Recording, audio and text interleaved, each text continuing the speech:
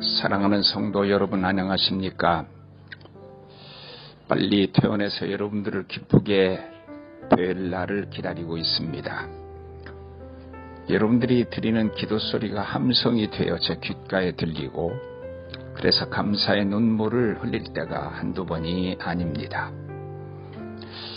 오래전에 제가 암에 걸려서 암 치료도 받아본 일이 있고, 한 번인가 저와 이름이 비슷한 분이 돌아가셨는데, 총회에서는 최삼경이 죽었다고 해서 한참 난리를 친 일도 있었습니다. 우리가 코로나도 걸려보고 또 암도 걸리고 또 죽어보기도 한다고 생각합니다. 저는 요즘에 두 가지를 깊이 생각했습니다. 첫째는 항상 겸손해야 한다는 것입니다. 우리가 하나님 앞에서 까불지 말라고 하나님은 우리에게 늘 말씀하고 계시니까요. 또 하나는 우리가 언제 어떤 일을 당할지 알지 못하니 늘 깨어서 준비하는 삶을 살아야 한다는 것입니다. 코로나 하나가 이 전 우주를 이렇게 꽁꽁 얼어붙게 할 줄은 아무도 몰랐을 것입니다. 오늘도 하나님 앞에 깨어있는 성도로 산 예배 드리고, 그래서 더 특별한 은혜가 넘치는 주일과 또 예배 되기를 축원합니다. 여러분 모두를 사랑합니다. 또 여러분 모두를 축복합니다. 감사합니다.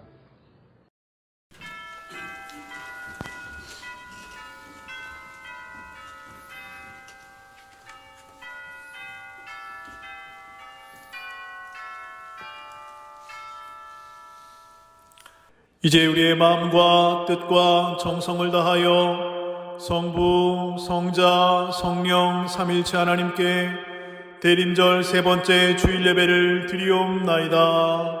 아멘.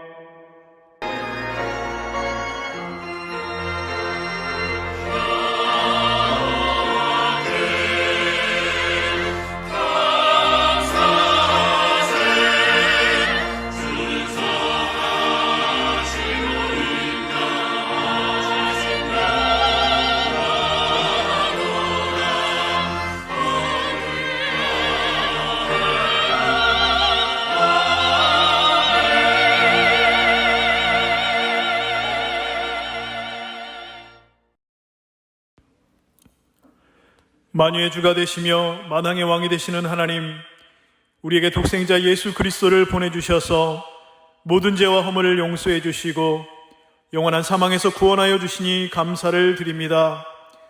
예수 그리스도를 기다리는 대림절 시간이 깊어갈수록 주를 사모하는 저희들의 마음도 깊어지게 하여 주시고, 하늘 보좌를 버리고 낮고 낮은 이 땅에 내려오신 주님을 본받아 겸손한 마음으로 예배 가운데 나아가게 하여 주시옵소서. 만왕의 왕 만유의 주로 오셔서 지금도 우리를 다스리시고 통치하시는 예수님의 이름으로 기원하오며, 이제 사도신경으로 저희들의 신앙을 고백하오니, 나는 전능하신 아버지 하나님 천지의 창조주를 믿습니다. 나는 그의 유일하신 아들 우리 주 예수 그리스도를 믿습니다. 그는 성령으로 잉태되어 동정녀 마리아에게서 나시고 본디오 빌라도에게 고난을 받아 십자가에 못 박혀 죽으시고 장사된 지 사흘 만에 죽은 자 가운데서 다시 살아나셨으며, 하늘에 오르시어 전능하신 아버지 하나님 우편에 앉아 계시다가 거기로부터 살아있는 자와 죽은 자를 심판하러 오십니다. 나는 성령을 믿으며 거룩한 공교회와 성도의 교제와 죄를 용서받는 것과 몸의 부활과 영생을 믿습니다. 아멘.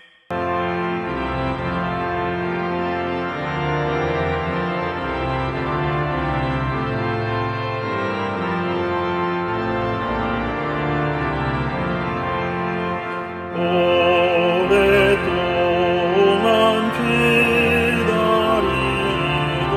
주님 강림하소서.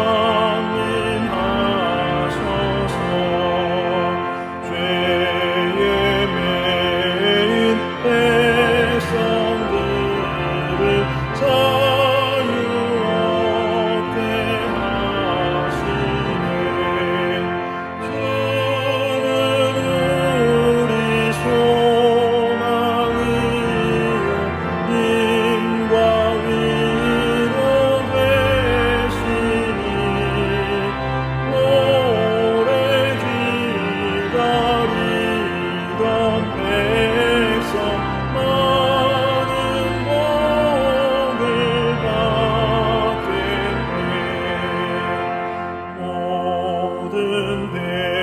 백성 구하려고 임금으로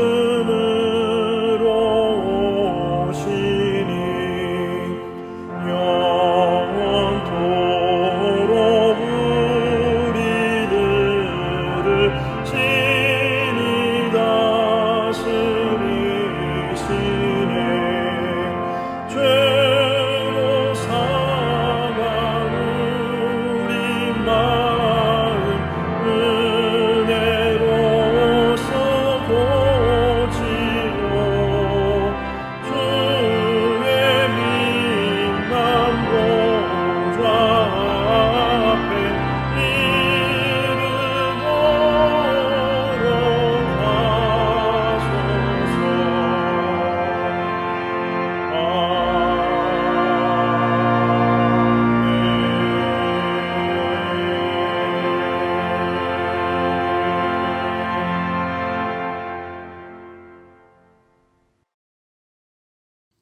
우리를 구원해 주신 하나님의 은혜를 생각하며 온 교우들이 함께 주일 예배를 드리게 하심을 감사를 드립니다.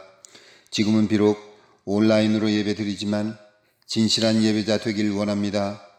자비로우신 하나님, 이 코로나 앞에 우리의 신앙의 모습들과 기도와 예배가 참 어렵습니다.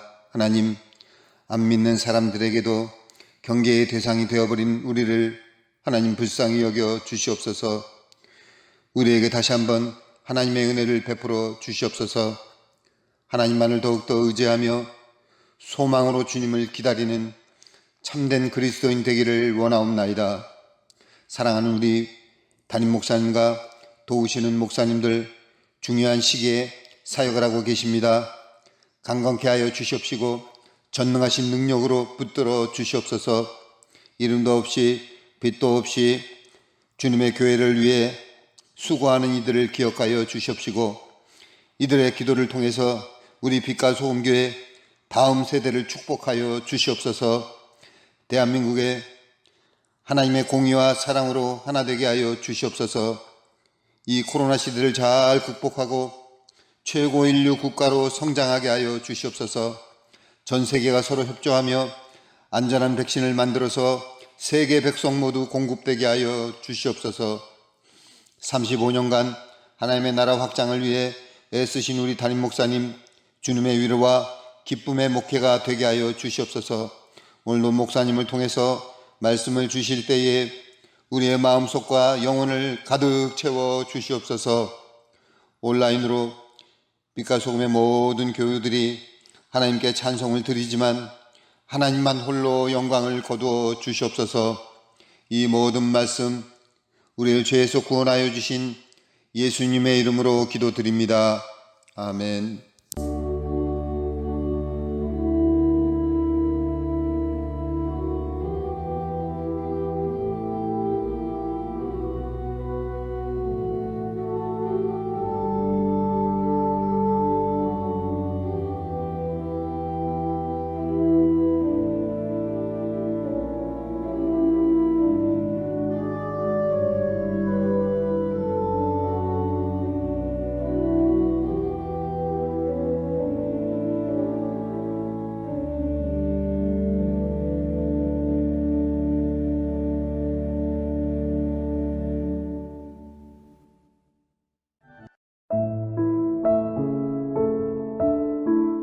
오늘은 대림절 세 번째 주일입니다. 대림절 기간이 깊어질수록 아기 예수의 탄생을 더욱 소망하는 기다림의 절기가 되시기 바랍니다. 정부 방역 기준이 2.5단계로 격상되어서 27일 주일 예배까지 모든 예배를 온라인 비대면 예배로 전환합니다. 성도님들께서는 각자의 자리에서 더욱 산예배 드리시기 바랍니다. 우리 교회는 정부 방역 지침을 최선을 다해서 준수하면서 지켜왔습니다. 앞으로도 감염병 확산 방지를 위해서 더욱 모범적으로 최선을 다하겠습니다. 12월 25일 성탄절 예배는 오전 9시와 11시 온라인으로만 진행합니다. 참고하셔서 혼동이 없으시기 바랍니다. 12월 31일 송구영신 예배와 내년 신년 특별 기도회는 코로나 진행 상황과 정부 발표를 감안하여서 대면 예배와 비대면 예배 여부를 결정하도록 하겠습니다. 최삼경 담임 목사님께서는 12일 토요일 건강하게 퇴원하셨습니다. 그런데 아직 자가격리 기간에 계신 우리 정영진 목사님 위해서 계속해서 기도해 주시기 바랍니다. 현재 예배당 대면 예배를 드리지 못하므로 모든 헌금은 온라인 헌금으로 대체하고 있습니다. 헌금 확인하실 분은 홈페이지를 통해서 확인하실 수 있기 바랍니다. 2021년도 교회학교 교사를 모집하고 있습니다. 봉사원 하시는 분들은 각 부서 교육자에게 연락해 주시기 바랍니다. 현재 교회 내 모든 건물은 코로나19 감염 추가 확산 방지를 위해서 17일 목요일까지 집합 및 모임이 모두 금지되어 있습니다. 이 점 성도님께서는 참고해 주시기 바랍니다. 김평강 성도, 유미연 성도께서 등려하셨습니다. 함께 축하해 주시기 바랍니다.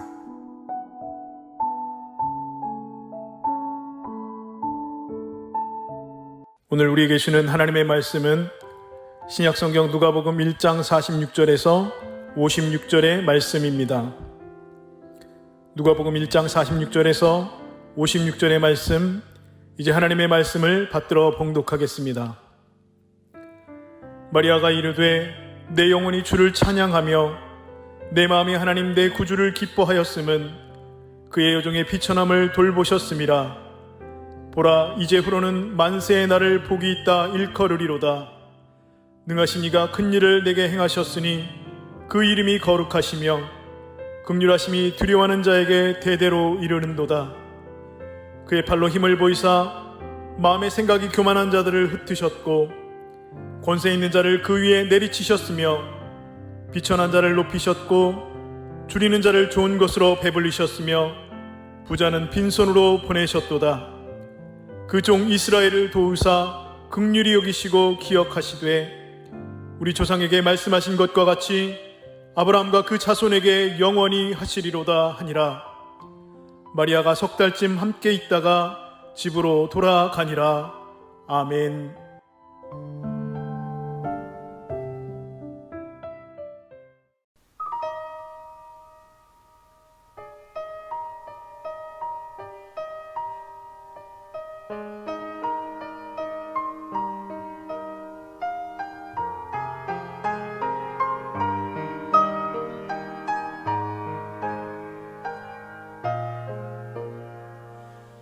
너 근심 걱정 말아라.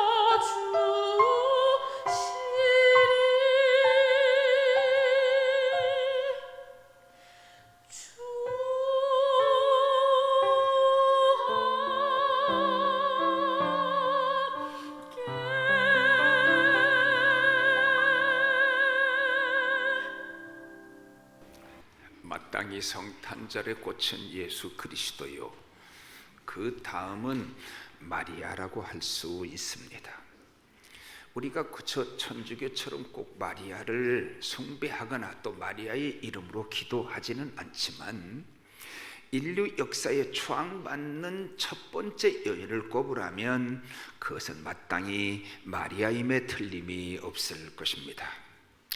천주교인들은 스스로 마리아를 우리가 숭배하지는 않는다라고 마리아 숭배 사상을 부정하지만은, 마리아를 여러 번 신격화하게 해달라고 교황청에 요구했던 점 자체가 교황청에서 마리아를 신격화할 능력이 있지도 않고, 그런 것도 우스운 이야기지만은 그것 자체가 신격화하고 싶다는 말이기도 하고, 또 아무리 신격화하려고 해도 해서는 안 된다는 말이기도 하는 것 같습니다.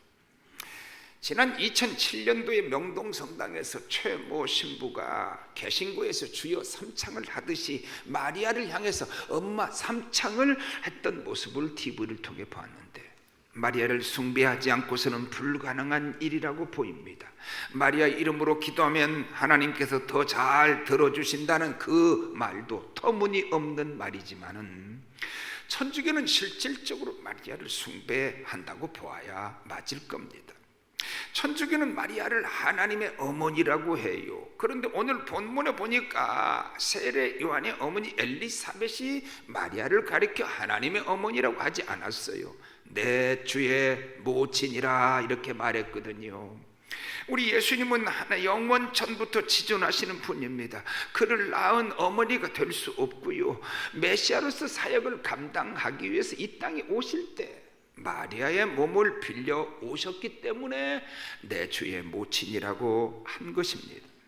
마리아는 위대한 신앙인으로 존경받을 수는 있지만 숭배할 믿음의 대상은 결코 될 수 없다는 것을 우리가 잘 알아야 합니다.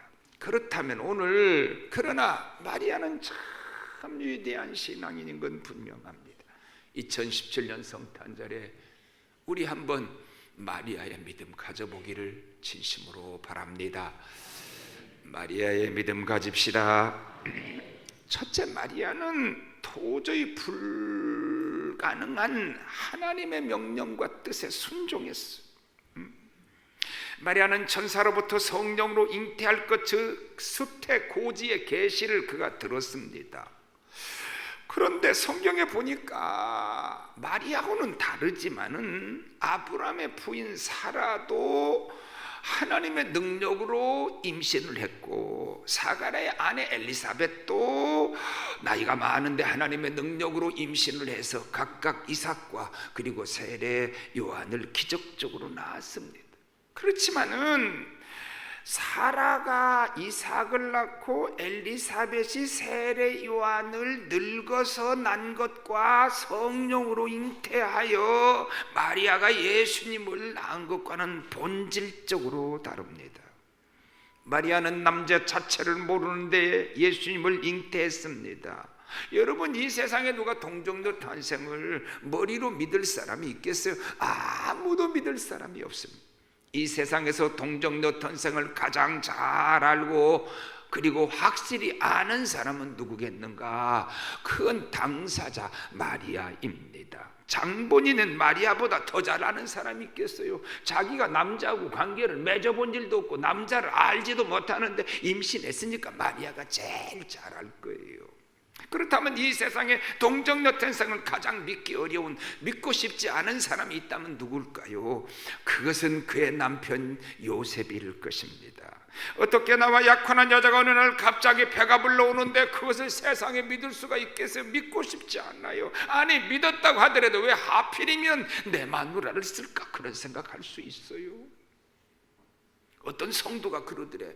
아니, 나는 다 믿어지는데 동정녀 탄생만은 믿을 수가 없다 그랬더니, 옛날에 우리에게 한번 오셨던 고인이 된 코미디언 구본소 장로님이 이렇게 말하더래요. 야 임마, 그 남편 요셉이 믿었다는데 내가 뭔데 못 믿어 임마. 그 남편도 믿었으니까 그냥 너도 그냥 무조건 믿어 임마. 그렇게 재미있는 조크가 있어. 생각해봐요. 믿을 수 없고 가장 믿고 싶지 않은 사람이 요셉일 텐데 요셉은 믿었다는 것입니다. 마리아는 자신이 아이를 낳을 수 없는 처녀라는 걸 그가 잘 알고 있습니다. 한 번도 남자를 가까이 하지 않은 처녀가 애를 낳는다는 것은 생리적으로 여러분 과학적으로 절대로 불가능한 것 아닌가요? 우리는 여기서 큰 교훈을 알아야 합니다. 생리적 과학적 불가능이 곧 하나님의 불가능이 되는 것이 아니라는 걸 알아야 합니다. 인간의 계산에 불가능이 하나님의 불가능이 아님을 아는 것이 성도의 능력입니다. 그것이 성도의 복입니다. 누가 이 세상에 머리가 똑똑해서 홍해가 갈라질 것을 미리 계산해내는 사람이 이 세상에 있을까요? 난 아무도 없다고 봅니다. 보리떡 5덩이와 물고기 2마리로 2만 명을 먹일 것을 계산해낼 수 있는 천재가 수학자가 이 세상에 있을까요? 없습니다. 그러나 여러분, 성도는 그것을 믿을 수 있고 믿으면 체험할 수 있어요. 함성 하나로 여리고를 무너뜨릴 수 있었던 것이 하나님의 사람들입니다. 성도는 지팡이로 홍해를 가를 수 있습니다. 과학적으로 부활을 계산해낸 사람이 이 땅에 있을까요? 아무도 없습니다. 그러나 우리 예수님은 그 불가능한 부활을 이루시고 부활의 첫 열매가 되시지 않았나요? 참 제 주변에요, 계산 잘하는 사람이 있어요. 나도 계산해서 누구에게 뒤지지 않는 사람인데 나보다 더 계산 잘하는 사람이 있어요. 그 계산 능력 자체를 버리라는 것도 아니에요. 어떤 분이 찾아와서 목사님, 제가 11조 하기가 얼마나 어려운가 한번 들어보세요. 그리고 참 많았는데 진짜 들어보니까 11조 안 바쳐야 딱 맞고 11조만 안 바치면 괜찮을 것 같아, 살 것 같이 보이더라고요. 여러분, 11조를 드리지 못할 이유를 가지고 가계부를 계산해냈는데 11조만 드리지 않으면 될 것이 아닙니까? 그러나 그 사람은 11조 드리는 복과 11조 드리는 자에게 약속한 복을 받을 수는 없다는 것입니다. 따지면 다 마지막에는 믿음의 문제입니다. 우선순위의 문제입니다. 누가 병들 계산을 하고 병들 사람 있나요? 누가 죽고 싶어서 죽는 사람 있나요? 누가 실패하고 싶어서 실패하는 사람 있나요? 이번에 그 화재 사건에도 목사님 2분이 거기서 사우나 하시다가 돌아가셨더구만. 어떻게 거기에 불날 줄 알고 사우나를 안 갈 수 있었겠어요? 그러면 어떻게 되느냐? 늘 우리 인생은 불만족하게 되고 항상 하나님의 염소가 있어요. 어떤 사람이 염소 2마리를 낳으니까 1마리는 하나님께 바치겠다고 그러자. 아내가 물었대. 여보, 이 2 염소 중에 어떤 염소를 하나님께 드리겠어요? 그랬더니 두고 보면 알아. 그런데 2마리 중에 1마리가 죽으니까 하는 말이 하나님의 염소가 죽어버렸네. 그랬다는 겁니다. 그러나 하나님의 능력은 우리의 계산에서 나오는 게 아니라 믿음에서 나와요. 믿음으로 승리하는 저와 여러분 됩시다. 당시 더욱이나 율법을 보면 더 기가 차요. 요즘에 여자들이야 몸이 흐트러진다고 애를 안 낳으려고 하고, 여인에게 있어서 인생의 큰 전환규 중에 하나가 출산 아닙니까? 그런데 거기다가 그 정도가 아닙니다. 사실상은 마리아는 목숨을 건 믿음이 아니면 도저히 할 수 없었던 거예요. 신명기 22장 23절과 24절에 보니까 처녀인 여자가 남자와 약혼한 후에 어떤 남자가 그를 성읍 쪽에서 만나 동침하면 너희는 그들을 둘 다 성읍문으로 끌어내고 그들을 돌로 쳐 죽일 것이니 그랬거든. 그러니까 자기 목숨을 걸지 않고는 순종할 수 없는 겁니다. 우리의 순종은 어떤가요? 우리는 작은 말 하나 순종을 참 못하는 거 아닌가요? 이 2017년 성탄절 앞에서 하나님, 나도 마리아 같은 순종하게 해달라고. 그래서 순종하는 자에게 주시는 능력이 넘치기를 바랍니다. 어떤 아버지가 거짓말을 탐지하는 인공지능 로봇을 하나 사가지고 왔다가 이 로봇은 누구든지 거짓말을 하면 머리통을 한 대씩 탁탁 쳤대. 아빠가 아들에게 물어봤어. 너 어제 어디 있었니? 도서관에 있었어요. 그러니까 한 대 머리통을 탁 치더래. 사실은 친구 집에 있었어요. 너 친구 집에서 뭐 했니? 그랬더니 어린이 만화 영화 봤어요. 그런데 또 딱 때리더래. 사실은요 성인 영화 봤어요. 그러니까 아빠가 화를 내면서 뭐라고? 나는 내 나이에 이놈아 성인 영화를 알지도 못했다. 그러니까 이번엔 로봇이 아빠를 딱 때렸대. 그러니까 엄마가 싱글싱글 웃다가 역시 당신 아들이에요. 그랬더니 이번에는 로봇이 엄마를 딱 때렸대. 이 논리로 하면 예수님은 사생아지요. 마리아는 돌에 맞아야 죽어야 될 여자가 아닌가요? 엘리사벳이 남편이 사가랴예요. 그가 늙어서 자식이 없었는데 어느 날 천사가 나타나서 너에게 아들을 줄 것이니 이름을 요한이라 하라고 하니까 도저히 안 믿어지는 거예요, 이 사가랴가. 그래서 내 아내도 다 늙었고 나도 늙었는데 어찌 아이를 낳겠느냐? 이건 아브라함에게도 마찬가지. 이삭, 아브라함, 사라는 어땠나요? 안 믿어서 웃었어요.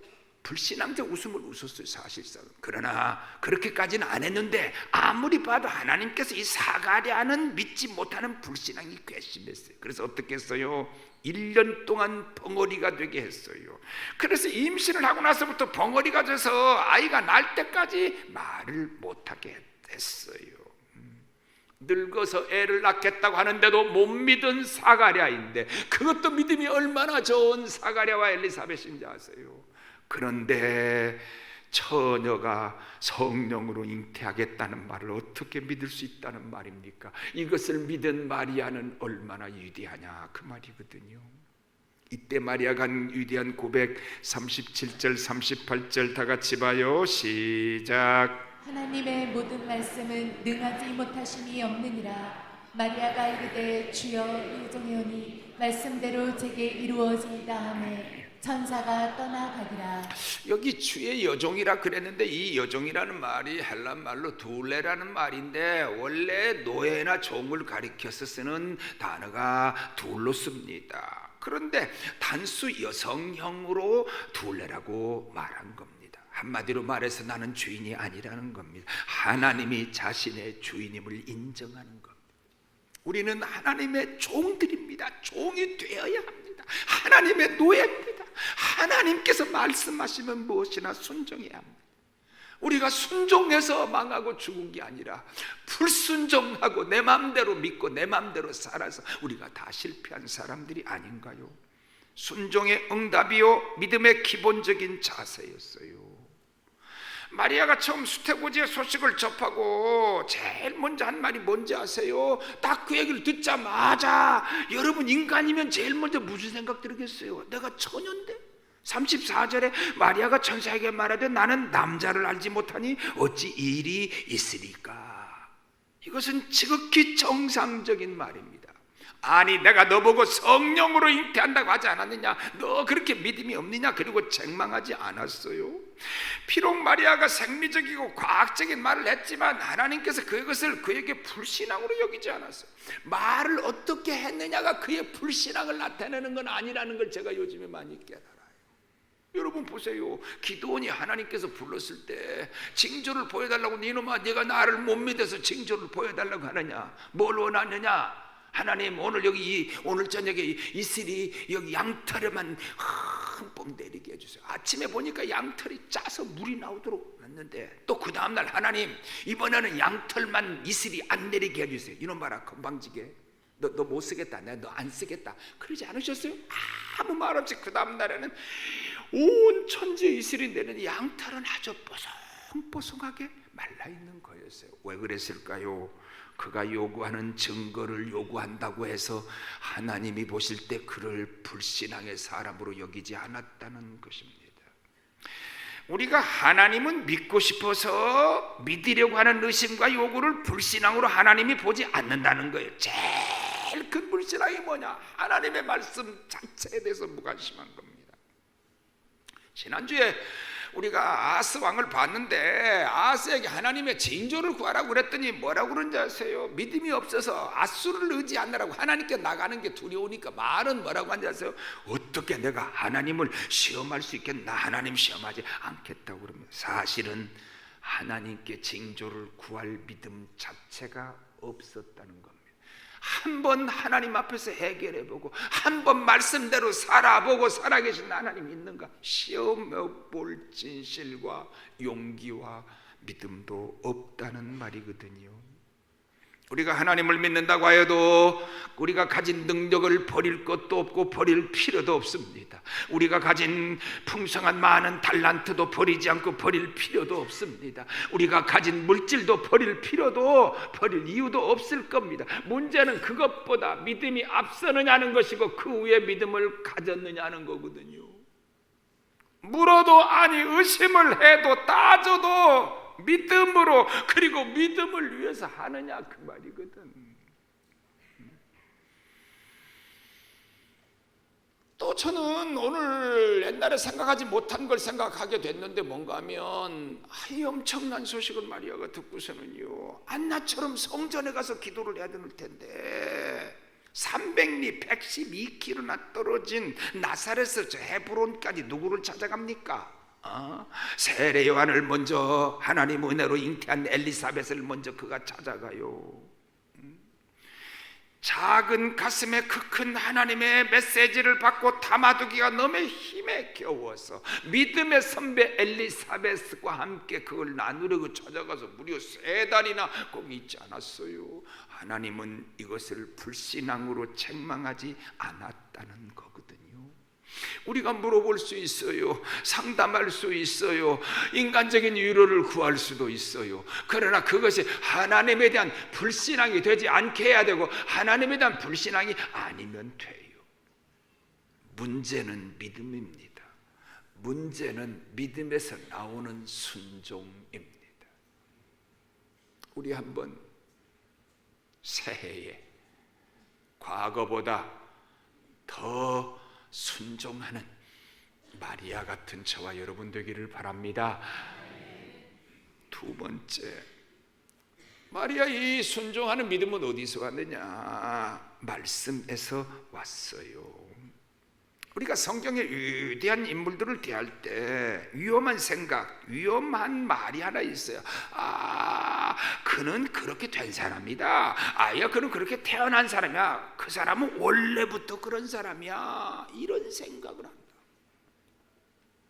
제가 어렸을 때 아주 황당한 일을 봤는데 다른 애가 워낙 공부를 잘하길래 내가 야 사라야 걔는 공부를 잘하지 않아? 그랬더니 뭐 좀 시기심도 나고 나는 왜 못할까 이런 생각을 하기를 기대하고 말했더니 뭐라고 한지 아세요? 사라가 걔는 원래 잘하는 애예요.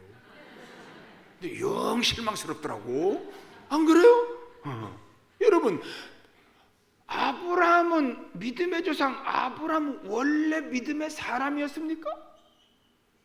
아브라함은 태어나서부터 보고 자란 게 뭐예요? 아버지 테라가 우상쟁이에요. 태어날 때부터 우상 만드는 거 온 집안에 그냥 우상만 보고 자랐어요. 아브라함의 머릿속에는 우상으로 가득 차 있을 거예요. 그런데 그가 어떻게 믿음의 조상이 돼서 하나님 앞에 이런 복을 받았어요? 순종에 대한 결단 때문에 그런 거 아닌가요? 문제는 말씀에 대한 믿음입니다. 말씀을 믿느냐 믿지 못하느냐, 말씀을 믿겠느냐 안 믿겠느냐, 말씀을 믿으려고 하느냐 아니면 사실은 안 믿으려고 하느냐, 말씀과 관계된 신앙이냐 아니냐, 말씀과 관계된 인생이냐 아니냐의 문제 아니겠어요? 37절 38절에 하나님의 모든 말씀은 능하지 못하심이 없느니라. 마리아가 이르되 주의 여종이오니 말씀대로 제게 이루어지이다 하며 천사가 떠나가니라. 말씀대로 이루어지기를 바랍니다. 말씀대로 이루어지는 믿음 생활합시다. 마리아의 믿음은 말씀에서 나왔고요. 마리아의 찬송을 봐도요, 마리아는 하나님의 말씀으로 그냥 그의 온 영혼이 가득 차 있는 것을 우리가 깨달을 수 있어. 조금 살펴보지요. 성도는 말씀만 믿으면 돼요. 말씀이 믿어지는 사람은 복 있는 사람이에요. 박윤선 박사님은 생전에 참 이 말을 많이 해서 나는 어려서부터 하나님 말씀이 의심된 적이 한 번도 없다는 거예요. 그냥 때때로는 왜 이럴까 하는 생각이 들어도 하나님 말씀 자체는 의심되는 일이 없다는 거예요. 어떤 사람은 하나님 말씀 자체가 안 믿어지는 사람이 있어요. 교회 나와도 말씀을 믿고 말씀으로 시작하고 말씀으로 끝맺는 것보다 더 큰 복이 세상에 어디 있을까요? 마태복음 24장 36절 봐요. 시작. 천지는 없어지겠으나 내 말은 없어지지 아니하리라. 이사야 56장 11절 봐요. 시작. 내 입에서 나가는 말은 헛되이 내게 돌아오지 아니하고 나의 뜻을 이루며 나의 명하여 보낸 일에 형통하리라. 믿습니다. 여러분, 그렇게 훌륭한 부흥사 무디는, 저는 무디를 보면 목사도 아니었거든. 난 어떻게 무디처럼 처음부터 목사 안 되고 훌륭한 하나님 사람으로 쓰임 받았으면 하는 생각을 내가 옛날부터 많이 해봤어요. 그런데 무디가 처음에는 그렇게 믿음 달라고 기도를 많이 했어요. 근데 생각해보니까 믿음이 하늘에서 기도 시간에 떨어지는 줄로 생각을 했다는 거예요. 그런데 그가 로마서 10장 17절에 그러므로 믿음은 들음에서 나며 들음은 그리스도의 말씀으로 말미암았느니라 하는 이 말씀을 보고 그 다음부터 기도와 모든 걸 바꿨어요. 성경을 가까이 하고 성경 공부를 하고 성경을 펴서 읽고 성경대로 살려고 노력하고 그랬더니 믿음이 자라더라는 거예요. 이 성경을 덮어놓고 믿는 사람은 예수 못 믿는 사람입니다. 성경을 열어놓고 믿어야지. 성경대로 믿읍시다. 성경대로 삽시다. 이것이 승리하는 믿음이에요. 한번 내년에는요, 내 뜻 가지고 내 마음대로 살지 말고 내 계산으로 살지 말고 말씀으로 살아서 우리 모두 승리합시다. 마지막, 마리아는 찬양하는 믿음을 가졌어요. 찬양했어요. 여러분, 찬양의 대상은 누구예요? 만군의 여호와 하나님이세요. 그래서 찬양은 억지로는 못해요. 사랑을 억지로 하나요? 못해요. 말씀은 사탄이 흉내도 내고 이용도 해요. 그러나 사탄이 거짓으로 찬송한 기록은 찾아볼 수가 없어요. 제가 어떤 사람은 막 말을 많이 하는데 찬양이 없어. 찬양할 때 영혼을 담아서 찬양하지 않아요. 오늘 모든 찬양은 근본적으로 영적인 것임을 알아야 합니다. 성도가 부르는 찬양은 신령한 노래요, 하나님을 찬양하는 새 노래입니다. 근데 찬송할 때 입만 떨썩거리고 눈빛을 보면요, 하나님을 향해 집중하고 내 영혼이 담긴 찬송, 찬송하다가 눈물이 나고 찬송하면서 서원하고, 그러지 못한 사람들 치고 예수 잘 믿는 사람 없거든요. 마리아는 내 영혼이 주를 찬양한다고 고백했어요. 입술로, 마음으로, 그리고 우리 영으로 늘 하나님 찬양합시다. 원래 이 음악도 하나님 우리에게 주신 귀한 선물이지요. 참 우리 인간에게 이 화음이라는 게 얼마나 아름다운가요. 여러 가지 화음들이 얼마나 많은가요. 이 화음도 하나님께서 우리에게 주신 것이라고 전에 우리 교회에서 계시다가 돌아가신 김우작 교수님이 자주 말씀했던 게 기억나요. 그래서 음악적으로 잘 준비하고 하나님 주시는 음악으로 하나님을 잘 찬양하는 거, 이 성가대 중요해요. 음치가 성가대를 하겠다고 고집을 하면 문제가 있지요. 그러나 그 가운데 영적으로 찬양하는 게 중요해요. 영적으로 찬양을 하지 않으면 믿음 없는 성가대는 아무리 음악적으로 탁월한 음악을 찬송한다고 하더라도 하나님 들으실 만한 찬송이 못 된다는 것을 알아야 되고요. 우리 예루살렘 성가대하고 갈보리 성가대를 빼고 우리 교회 성가대 빼고는요, 교회마다 시험덩어리가 왜 생기느냐? 주로 성가대 생긴다라는 말이 있어. 왜? 성가대 앉아가지고 찬송할 때는 그렇게 하는데 앉아가지고 불평하는 소리, 원망하는 소리, 이런 소리 많이 하는 자리가 잘못되면 성가대가 된다는 거예요.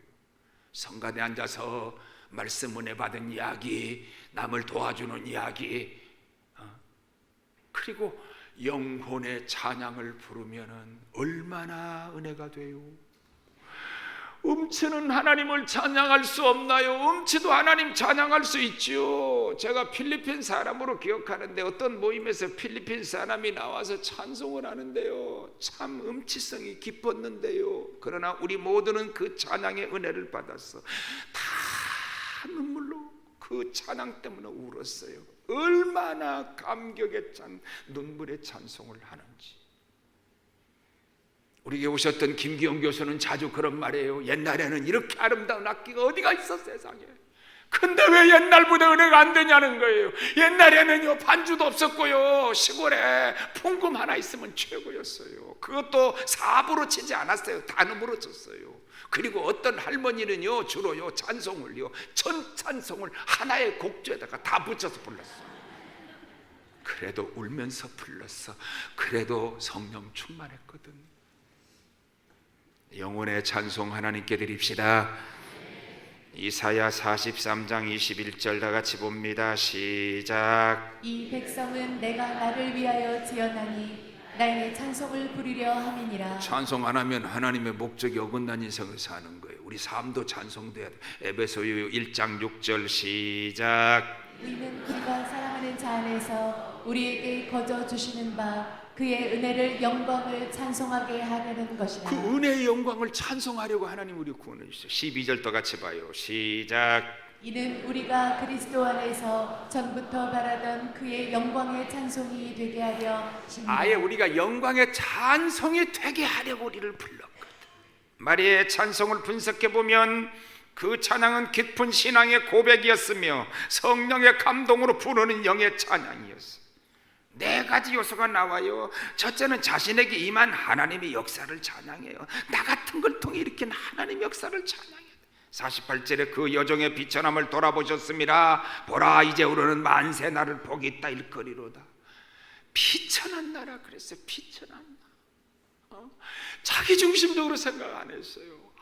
내가 어떻게 말이야 사람들이 이해 못하는 돌에 맞아 죽을지 모르는데 내가 어떻게 성령으로 잉태했다고 말하는데 누가 믿겠는가. 자기를 생각하면 이거 정말 이걸 받아야 되는가 안 받아야 되는가 어려울 거예요.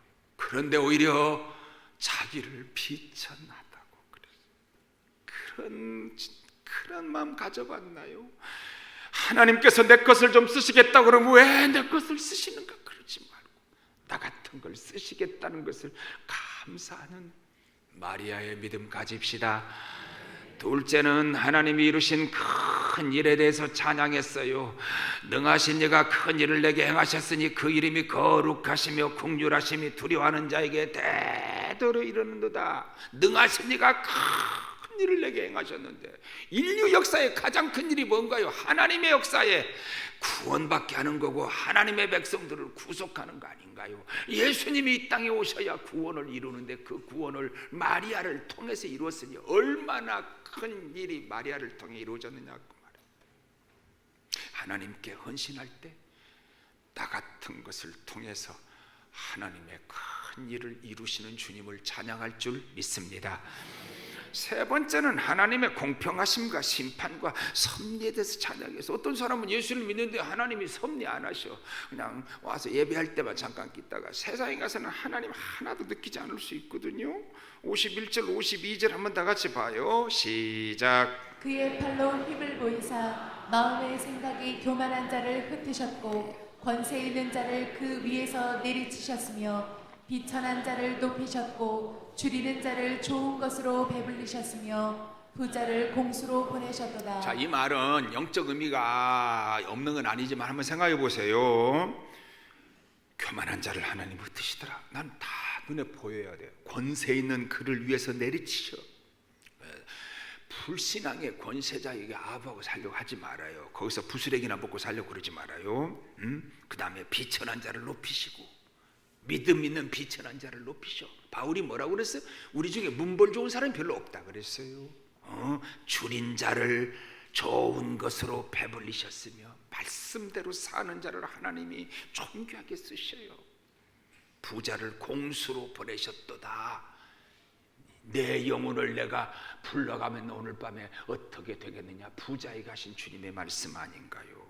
이 하나님의 섭리 믿읍시다. 네 번째, 하나님의 약속의 성취를 선포하는 찬양을 했어요.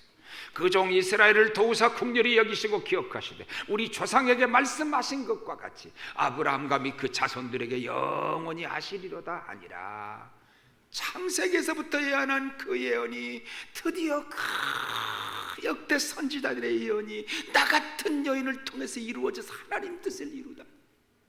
내가 내 몸을 빌려서 주님을 낳는 것이 옳으냐 그르냐, 내게 이익이 되느냐 손해가 되느냐 하는 정도를 따지지 않았어. 얼마나 마리아는 말씀을 잘 아는지 모릅니다. 그런 약속 성취의 하나님을 찬양할 수 있었어. 누가 이 여인에게 이런 믿음이 있는 줄을 알았을까요? 이것이 찬양입니다. 우리도 마리아의 찬양 있는 신앙 되기를 바랍니다. 우리가 찬양하면 삶과 찬양하지 않으면 어떻게 됩니까 여러분? 찬양하면 찬양자에게 샘물 같은 기쁨을 주셔. 이것이 찬양하는 자에게 주시는 최대의 은혜요 복입니다. 가장 짜증내고 원망하고 불평하면 인생 자체가 그렇게 돼요. 어떤 자리에서라도 찬송해봐요. 샘솟는 기쁨을 주시오. 빌립보 감옥 속에서 찬송하던 바울과 실라라가 옥문은 열리고 발에 착고가 풀려졌어요. 원망이 여러분 기쁨을 낳지는 못해요. 원망이 복을 가져오지는 못해요. 그러나 찬양은 기쁨과 은혜를 가져올 줄로 믿습니다. 기독교는 기쁨의 종교입니다. 그래서 성도들은 이 세상을 살 때 마땅히 기뻐하면서 살아야 됩니다. 교회 나오면서 기쁨이 없다면 그 예수 잘못 믿는 것입니다. 하나님 앞에 기도하는 시간, 내 기도하는 한 시간, 그때가 가장 귀하다. 그러지 않다면 뭔가 병든 신앙입니다. 교회 직분을 맡았는데 그 직분을 통해서 기쁨이 없다면 예수가 없는 직분이라는 말이 돼요. 예수님은 요한복음 15장 11절에 뭐라고 그랬어요? 내 기쁨이 너희 안에서 너희 기쁨을 충만하게 하려 함이니라. 충만한 기쁨이 넘치기를 바랍니다. 찬양을 드립시다. 찬양 없는 헌신, 찬양 없는 헌금 다 불가능합니다.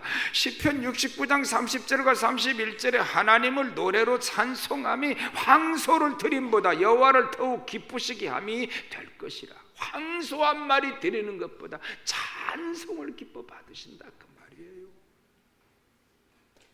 이 말씀 나는 믿어요. 예레미야 15장 16절에서는 하나님 말씀을 듣고 기뻐하라 그랬어요. 누가복음 10장 20절에는 너희 이름이 하늘 생명책에 기록된 걸 인하여 기뻐하라 그랬어요. 고린도전서 13장 6절에는 진리 가운데서 기뻐하라 그랬어요. 베드로전서 4장 13절에서는 고난 가운데서도 기뻐하라. 역대상 29장 9절에 하나님께 물질을 드릴 때 기쁨으로 드리라 그랬어요. 이 기쁨이 충만하기를 바랍니다. 여러분, 성탄절은 뭐지요? 성탄절의 가장 특징은 뭐지요? 캐롤이지요. 성탄절은 찬양하는 날이에요. 기쁨의 날이에요. 마리아가 찬송했어요. 신구약 성경에 천군 천사가 나타나서 찬송한 소리가 있나요? 예수님 탄생하실 때 천군 천사들이 하나님을 찬양했어요. 내가 그 천군 천사인 것처럼, 내가 그때 천군 천사들의 찬양을 들은 것처럼, 누가복음 2장 14절 다 같이 봅니다. 시작. 지극히 높은 곳에서는 하나님께 영광이요 땅에서는 기뻐하심을 입은 사람들 중에 평화로다 하니라. 아멘. 하나님 아버지, 오늘 우리에게도 마리아의 믿음 주시옵소서.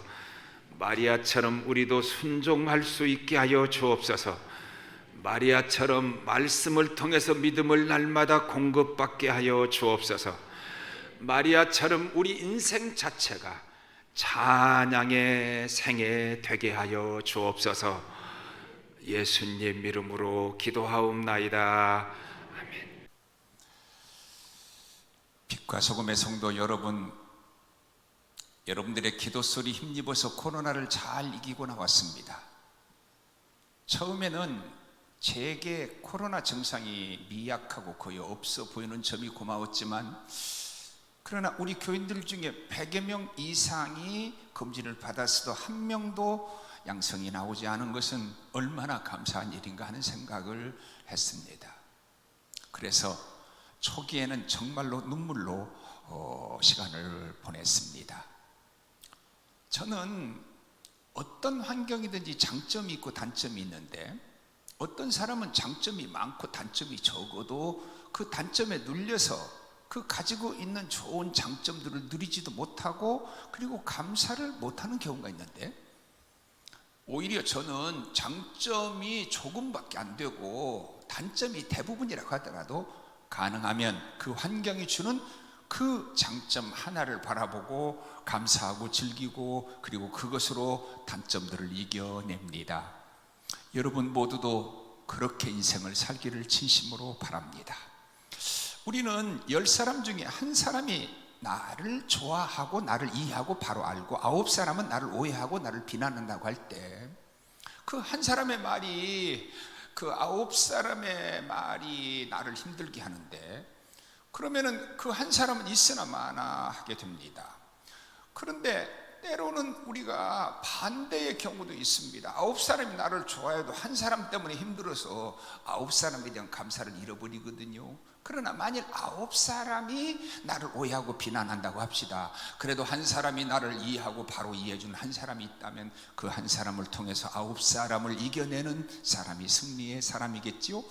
근데 제가 이번에 이런 생각을 해봤습니다. 아니, 한 사람이라도 나를 알아주는 사람이 있는 게 아니라 10사람이 다 나를 오해하고 10사람이 나를 다 비난하면 그때는 어떡하겠는가 하는 생각이 들었습니다. 그러면은 얼마나 참담할까 하는 생각이 했는데, 10사람이 나를 다 비난하고 10사람이 나의 원수가 됐다고 하더라도 그래도 한 분 하나님만 나를 알아주신다면 그 하나님 바라보고 그래도 이겨낼 수 있겠는가 하는 생각이 마음에 들 때 너무 제 가슴이 뜨거웠습니다. 시편 저자의 고백은 뭡니까? 1000사람이 나를 치려고 할지라도 한 분 하나님이 나와 함께 하시면 그것을 바라보고 승리하고 이겨내겠다는 다짐이 있는 것을 기억합니다. 이 코로나의 종국이 어려울지라도 그 가운데서 주어진 최선의 장점을 통해서 단점들을 이겨내고 또 다 모든 사람이 나를 비난한다고 하더라도 한 분 하나님만 나를 알아준다면 그것을 통해서 이겨내는 승리의 빛과 소금 성도들이 다 되기를 진심으로 바랍니다. 축도하겠습니다. 이제는 우리 주 예수 그리스도의 은혜와 하나님 아버지의 크고 넓은 사랑과 성령님의 교통, 감화, 충만하심이 힘들고 어려운 상황에 주님 바라보고 1000만인이 다 나를 오해하고 나를 치려고 할지라도 한 분 하나님만 나를 알아주고 한 분 하나님 앞에 내가 바로 서 있기만 한다면 그것은 아무것도 아니라는 고백할 수 있는 그 믿음, 우리 믿음 되게 하여 주시옵소서. 소원하는 주의 종들 머리 위에 이제부터 영원토록 함께 하기를 간절히 축원하옵나이다. 아멘. 샬롬. 2020년 12월 13일 빗소청 광고 시작하겠습니다. 첫 번째로 2020년 청년부 표어입니다. 다 같이 한번 읽어볼까요? 시작. Let's start over. 다시 시작하자. 다음은 이달의 말씀입니다. 다 같이 한번 읽어보겠습니다. 시작. 천사가 대답하여 이르되 성령이 내게 임하시고 지극히 높으신 이의 능력이 너를 덮으시리니 이러므로 나실 바 거룩한 이는 하나님의 아들이라 일컬어지리라. 누가복음 1장 35절 말씀. 아멘. 다음은 이달의 찬양입니다. 아이자 식스티언의 저들밖에 한밤중에 이번 한 달 동안 많이 들어보시고 은혜 받으시길 바랍니다. 다음은 청년부 카카오톡 채널입니다. 아직까지 친구 추가하지 않으신 분 계시다면 친구 추가 많이 해주시기 바랍니다. 다음은 12월 첫째 주 이벤트 참여자 명단입니다. 김은혜 목장, 이진주 목장, 양지원 목장, 이재욱 목장, 조남일 목장 총 5목장이 참여하였습니다. 마지막까지 많은 목장들이 참여하시기 바라겠습니다. 다음은 빗소청 12월 이벤트 광고입니다. 기간이 수정이 되었는데요. 12월 6일부터 12월 20일까지 3주 동안만 진행을 합니다. 이번 2주차 이벤트 내용은 내년에도 비대면 예배가 이루어진다면 개선했으면 하는 점과 기도 제목을 보내시면 되겠습니다. 각 목장 톡방이나 목자에게 보내신 후에 각 목자가 취합해서 청년부 채널로 제출해 주시고 기한은 화요일 11시 59분까지입니다. 다음은 하반기 성경 통독 이벤트 광고입니다. 12월까지 진행이 됩니다. 12월 26일까지 마감을 하려고 하니 신약 성경 통독 다 마치신 분들 계시다면 꼭 카카오톡을 통해서 말씀해 주시기 바랍니다. 다음은 신입생 환영회 광고입니다. 12월 26일 토요일 오후 7시에 신입생 환영회가 진행됩니다. 각자 집에서 줌 어플을 통해서 진행이 되니 내년에 올라올 신입생들을 위해 함께 재미있는 시간 보내고 반갑게 맞이해주는 시간이 되었으면 좋겠습니다. 많은 참석 또 부탁드리겠습니다. 다음은 엔지니어 모집 광고입니다. 관심 있으신 분들께서는 권성은 청년 보이는 연락처로 문의 주시기 바랍니다. 다음은 찬양팀 모집 광고입니다. 새롭게 찬양팀을 모집한다고 합니다. 함께 하시고 싶으신 분들은 목사님 또는 조남현 청년 연락처를 통해서 연락해 주시면 되겠습니다. 마지막으로 2021년 리더 모집 광고입니다. 2021년 리더로 함께 섬길 분들을 모집한다고 합니다. 고은이 청년을 통해서 연락 주시기 바랍니다. 이상으로 광고 마치겠습니다. 한 주도 승리하시기 바랍니다. 안녕.